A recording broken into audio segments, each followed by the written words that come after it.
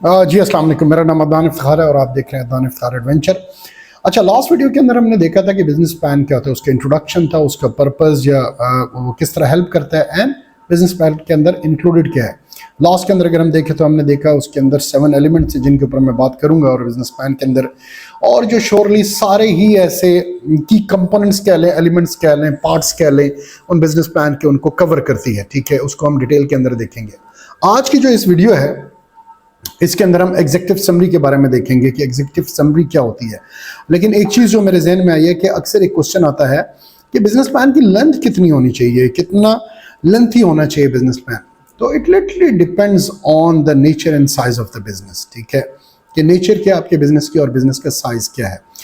Author यहाँ तक कहता है कि कुछ लाइंस अगर on the back of an envelope, किसी भी लिफाफे के पीछे कुछ लाइंस लिखी हुई हैं, रिटन लाइंस हैं, और जो बिजनेस प्लान की डेफिनेशन में हमने पढ़ा लास्ट टाइम कि बिजनेस प्लान के इट्स रिटन डॉक्यूमेंट, तो वो भी क्या है, वो आपका बिजनेस प्लान हो सकता है। यस, अगर एक स्मॉल शॉप है या कुछ ऐसा है तो उसके अंदर आपकी क्या होगी, रिटन डॉक्यूमेंट की बात आती है।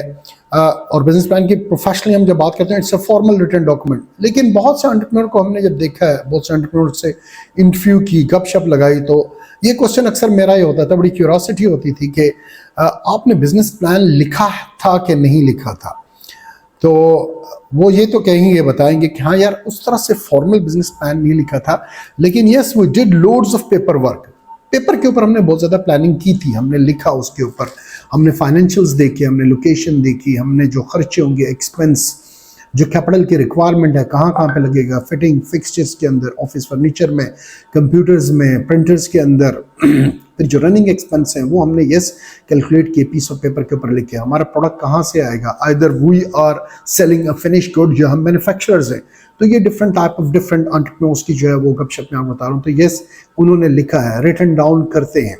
तो ये बहुत ज़्यादा लोग ऐसे हैं, yes not as formal as जो कि पढ़ाया जाता है, लेकिन अगर समहाउ आप उनको देखें तो they are very close to the formal business plans. उसके अंदर वो ऑपरेशंस को भी डील कर रहे होते हैं, वो अपनी मैनेजमेंट का स्ट्रक्चर बनाते हैं। ठीक है, उसके अंदर वो फाइनेंस को देख रहे होते हैं, कैश फ्लो को वो कैसे मैनेज करेंगे, इनिशियल कैपिटल रिक्वायरमेंट क्या है, ओरल मार्केटिंग स्ट्रेटजीज क्या होंगी, ये सारी चीज़ें so for and so fourth. Competitive analysis उनका बड़ा स्ट्रॉन्ग देखा कि यस वो कंपैटिटर कौन कौन से हैं, क्या क्या प्रोडक्ट दे रहे हैं, मार्केट किसके अंदर करेंगे, आइदर उनका प्रोडक्ट अपारा के मार्केट में सेल होने वाला है या फिर उनका प्रोडक्ट जो है वो जेना सुपर के अंदर सेल होने वाला है। ठीक है, और वहाँ पे कस्टमर किस तरह का आता है, आइदर वो गाड़ी से उतर के डायरेक्ट एक बड़ी luxury chain one and Z out के अंदर जाएगा या इसी तरह किसी तहजीब के अंदर जाएगा, या फिर वो हमारे पास आएगा, हमारे प्रोडक्ट को लेगा।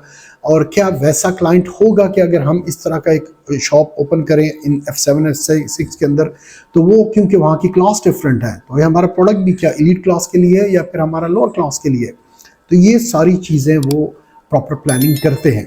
And some of the entrepreneur जो एस्पायरिंग यंग एंटरप्रेन्योर हैं, तो वो उनको मैंने देखा है, दे हैव मेंटोर्स, और जो बड़े ओपन माइंडेड होते हैं ना, they don't have a conservative approach और कंजर्वेटिव थिंकिंग नहीं होती है, तो वो लोगों से पूछते हैं, जो सीनियर्स हैं, एक्सपर्ट हैं उनसे, और उन्होंने अपने मेंटोर्स रखे होते हैं जो आपको उनको एडवाइस करते हैं और उनकी एडवाइस उनके लिए बड़ी यूजफुल होती है। ठीक है, तो खैर ये हट के बिजनेस प्लान की लेंथ कितनी होनी चाहिए, yes it literally depends on the nature and size of the business.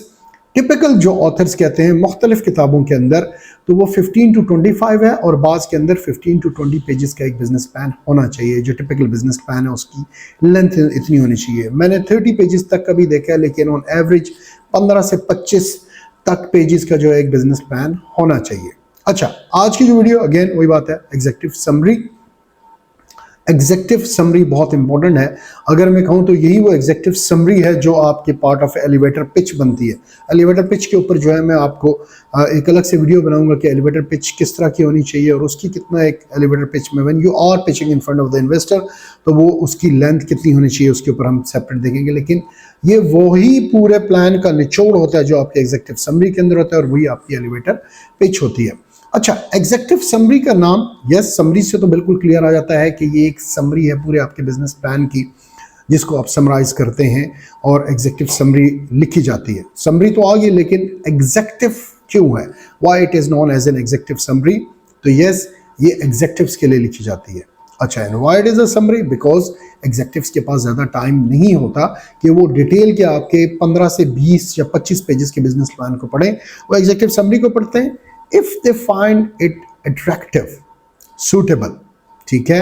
एग्जेक्टिव्स, investors, angel investors, venture capital firms, अगर उनको इंटरेस्टिंग लगती है आपकी एग्जीक्यूटिव समरी, देन वो या तो आपसे मीटिंग रख लेंगे और कहेंगे हाँ जी आए और फर्दर इसके बारे में हम डिस्कस कर लेते हैं, या फिर तीसरी चीज़ है वो फर्दर देन जाएंगे डिटेल के अंदर, बिजनेस प्लान के अंदर कि डिटेल में थोड़ा चेक कर लें और जो पॉइंट ऑफ इंटरेस्ट है उन चीज़ों को वो डिटेल के अंदर भी देख लेंगे, ठीक है।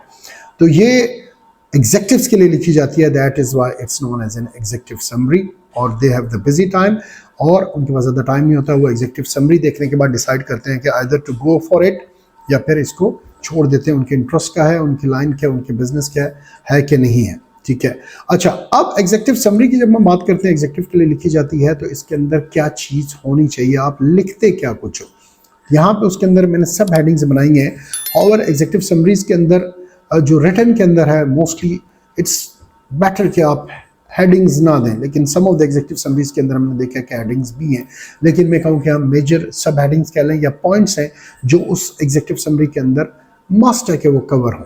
सबसे पहला जो आता है वो बिजनेस कॉन्सेप्ट, लेकिन सबसे पहले आप उसको बताएंगे इधर बिजनेस है क्या, ठीक है। आप पूरी एग्जेक्टिव समरी लिख लेते हैं जी, इतने पैसे चाहिए, इतना रिटर्न ऑन इन्वेस्टमेंट मिलेगा, ये हमारी मेजर अचीवमेंट होगी है, लेकिन वो देखते कहते हैं रियल बिजनेस है क्या, कॉन्सेप्ट क्या, आप बेच क्या रहे हो। तो ये बिजनेस कॉन्सेप्ट के अंदर आता है, आप क्या प्रोडक्ट दे रहे हो, क्या सर्विस दे रहे हो, ठीक है। किस सेगमेंट को आप टारगेट कर रहे हो, कौन सी प्रॉब्लम का सोल्यूशन आप दे रहे हो, और कैसे आप एक कंपैटिटिव एडवांटेज को होल्ड करते हो, ये आपके बिजनेस कॉन्सेप्ट के अंदर आता है।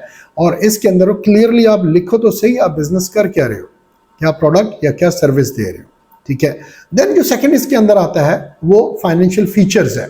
फीचर्स को सेकंड में रख लें या रिक्वायरमेंट के ऊपर मैं आता हूँ जो थर्ड के अंदर है, लेकिन सेकंड के अंदर फाइनेंशियल फीचर्स है। मैं ये नहीं कहूँगा, लेकिन yes some of the authors उसके अंदर लिखा हुआ है कि ये वो ऐसी चीज़ें हैं जिसके अंदर आप सब्ज बाग दिखाते हैं इन्वेस्टर्स के अंदर, फीचर्स के अंदर। अच्छा, फीचर्स के अंदर आप क्या बताते हैं कि जैसे आप ब्रेक इवन कब मीट करेंगे, आपका कैश फ्लो कैसे मेंटेन होगा, आप प्रॉफिटेबिलिटी कैसे कमाएंगे, and yes most important return on investment क्या देंगे, जब इन्वेस्टर्स को आप उसकी इन्वेस्टमेंट के ऊपर उसको कितना रिटर्न मिलेगा। आइदर बिजनेस ऑलरेडी स्टेज के ऊपर है कि ब्रेक इवन मीट हो चुका है and you are earning some money, और आप इसके अपने बिजनेस को ग्रोथ देने के लिए पैसे चाहिए, और जो मनी इंजेक्ट करेंगे इन्वेस्टर की उसके अगेंस्ट उसकी प्रॉफिटेबिलिटी क्या होगी, और इन्वेस्टर को उसकी मनी के ऊपर रिटर्न कितना मिलेगा, कितनी परसेंटेज ऑफ प्रॉफिटेबिलिटी मिलेगी। तो जो सेकंड है फाइनेंशियल फीचर्स के अंदर ये चीज़ें आती हैं। जो थर्ड है फाइनेंशियल रिक्वायरमेंट। अच्छा, अब ये वो रिक्वायरमेंट है, इसको आप सेकंड पे भी लिख सकते हैं और उसके बाद आप फाइनेंशियल फीचर्स पा सकते हैं, लेकिन ऑथर ने अगर फाइनेंशियल रिक्वायरमेंट को लिखा है तो यस ये वो पॉइंट है जहाँ पे आपकी ऑडियंस के अकॉर्डिंग आप उसको चेंज कर सकते हैं।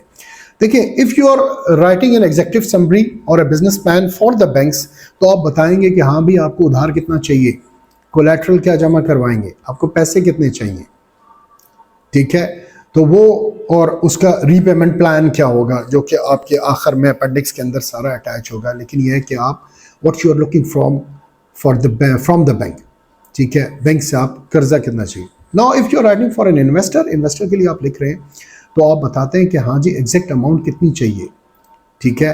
आइदर डेट एंड इक्विटी और डेट और इक्विटी दोनों भी हो सकते हैं, या तो आप उससे इन्वेस्टर से लोन ले रहे हैं या तो फिर आप उसको साथ साथ पार्टनर बना रहे हैं, या दोनों लोन भी ले रहे हैं, कहते हैं हाँ जी मुझे 20 लाख चाहिए तो उसमें से 10 लाख जो है वो आप मुझे एज ए कर्जे के तौर पे दे दें, 10 लाख के अंदर जो है मैं इतने percentage of 5%, 10%, 15% of your business के अंदर जो है वो इक्विटी देता हूँ।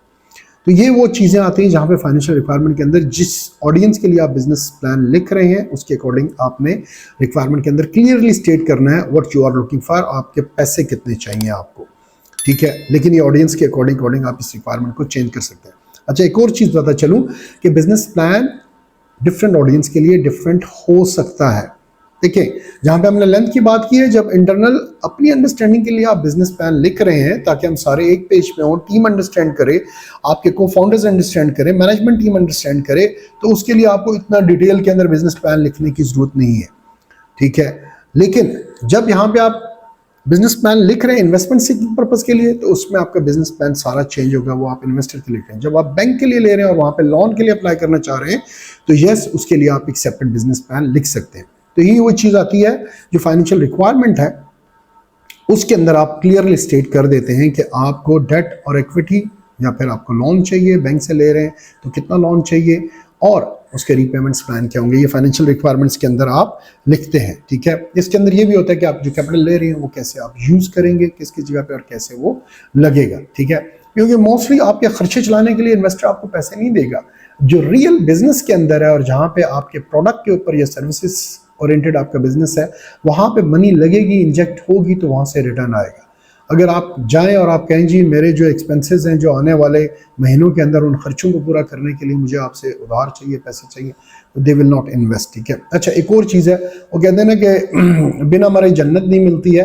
तो yes, most of the time investors आपके उस बिजनेस के अंदर इन्वेस्ट करेंगे जो ऑलरेडी चल रहा होता है। ये वो नेक्स्ट पॉइंट के अंदर भी आ रहा है, और वो आपसे कहते हैं कि यहाँ भी आपका अपना पैसा कितना लगाया हुआ है, आपने इससे पहले कोई फंड रेजिंग की है कि नहीं है, आपकी पर्सनल सेविंग कितनी है, आपने खुद से लगाई है या आपके पेरेंट्स ने आपको दी है, अपना पैसा लगा हुआ कितना है। ठीक है, तो जो नेक्स्ट के अंदर हम आते हैं वो करंट बिजनेस पोजीशन है। करंट बिजनेस पोजीशन के अंदर वही बात आती है कि आपका बिजनेस अगर कुछ नहीं हुआ और एक खाली प्लाव है, हवा के अंदर है, मोस्ट ऑफ द टाइम आपको इन्वेस्टमेंट बहुत मुश्किल है आपको मिले।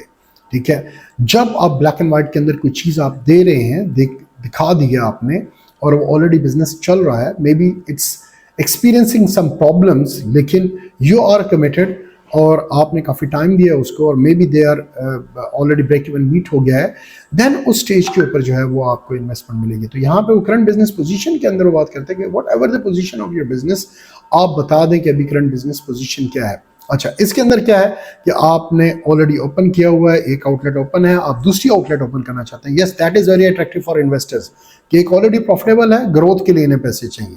ठीक है, ऑलरेडी आपका बिजनेस चल रहा है, ब्रेक इवन मीट हो चुका है, अभी उसी बिजनेस को, उसी आउटलेट को आप फर्दर एनहांस करने के लिए, या फिर आपका ब्रिक एंड मोटर स्टोर है, आप इसकी ऑनलाइन प्रेजेंस देना चाहते हैं और आपको उनसे इन्वेस्टमेंट भी चाहिए और उनकी हेल्प भी चाहिए, because they are good in e commerce business.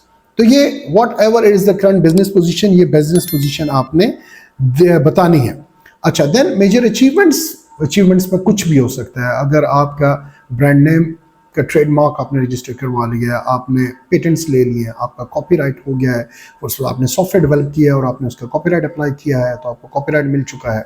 What ever achievement you have, break even meet हो गया है, ये भी आपकी बहुत बड़ी अचीवमेंट है। आपकी पार्टनरशिप बड़ी जो है स्ट्रॉन्ग फॉर्म हो चुकी है, लीगली आपने उसको सोल प्रोवाइड पार्टनरशिप या प्राइवेट लिमिटेड कंपनी रजिस्टर करा लिया। Whatever is the major achievement so far जो आपने की हैं, वो आप एग्जीक्यूटिव समरी के अंदर लिखें।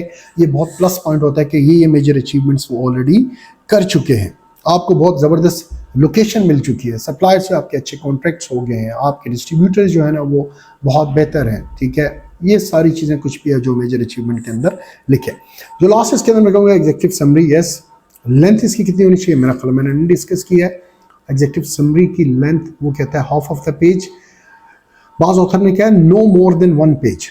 ठीक है, और कुछ ऑथर्स ने ऐसे कहा है कि अगर आपका बिजनेस प्लान बहुत लंबा है तो 1 और 2 पेज, 2 पेजेस से ज़्यादा बड़ी नहीं होनी चाहिए आपकी एग्जीक्यूटिव समरी, क्योंकि आपकी डिटेल 4-5 पेजेस के ऊपर एग्जीक्यूटिव्स के पास टाइम नहीं होगा, इन्वेस्टर के पास टाइम नहीं होगा कि वो उस डिटेल में पढ़े उसको और उसको देखे। तो ज़्यादातर अप्रोप्रिएट जो मैंने देखा है वो no more than 1 page, 1 page से ज़्यादा आपकी एग्जीक्यूटिव समरी नहीं होनी चाहिए।